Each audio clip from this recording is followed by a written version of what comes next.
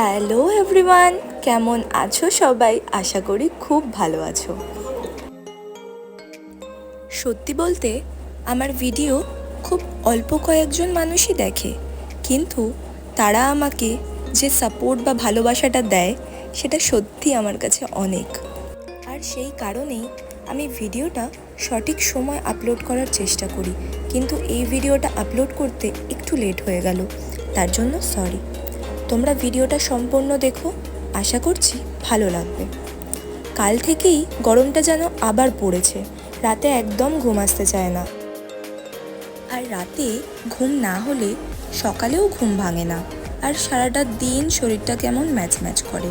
কিন্তু সত্যি বলতে কি জানো তো, এখন না ঘুমটা ঠিকমতো কমপ্লিটই হয় না আমার, কিন্তু শুয়ে থাকলেই মনে হয় ল্যাদ আর ল্যাদ। তাই উঠে পড়ে মর্নিং রুটিন অনুযায়ী ওয়ার্কআউট কমপ্লিট করে স্নানটা করে নিই, ব্রেকফাস্টটা করে নিই। তারপর সারাদিন বাড়িতেই ছিলাম, এই টুকটাক যা কাজ থাকে সেগুলোই করছিলাম। তারপর রেডি হয়ে নিয়েই বেরিয়ে পড়ি। উইকে এই একটা দিনই বিকেলে ছুটি পাই, সেই দিনটাও যদি বাড়িতেই থেকে কাটিয়ে দিই তাহলে কি করে হয় বলো তো। চলো আজকে তোমাদের একটা নতুন জায়গায় নিয়ে যাই। এই যে তোমরা দেখে হয়তো বুঝেই গেছো, হ্যাঁ এটা হালিশহর। হালিশহরের এই ঘাটটা আমার খুবই প্রিয়। চলো তোমাদেরকেও দেখিয়ে আনি।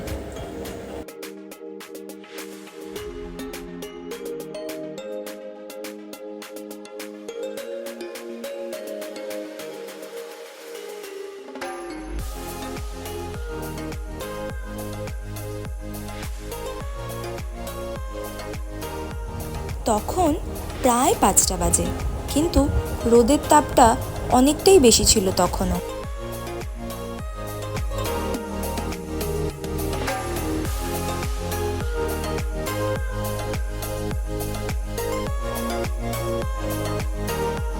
আচ্ছা, তোমাদের কার কার পাহাড় ভালো লাগে আর কার কার সমুদ্র, আমাকে অবশ্যই জানিও কমেন্টে। আমার কিন্তু সমুদ্রই প্রিয়।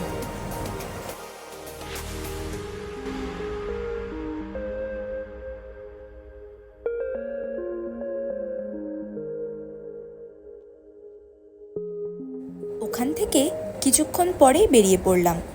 এবার যাব আর একটা জায়গায়।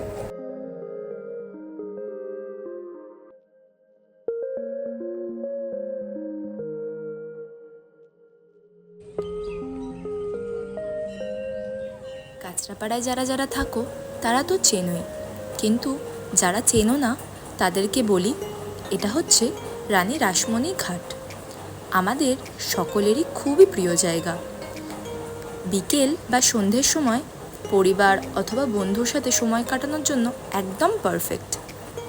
ওখান থেকে বেরিয়ে ফুচকা পাড়ার কাকিমার কাছ থেকে ফুচকা খেয়ে চলে আসি একটু কেনাকাটা করতে।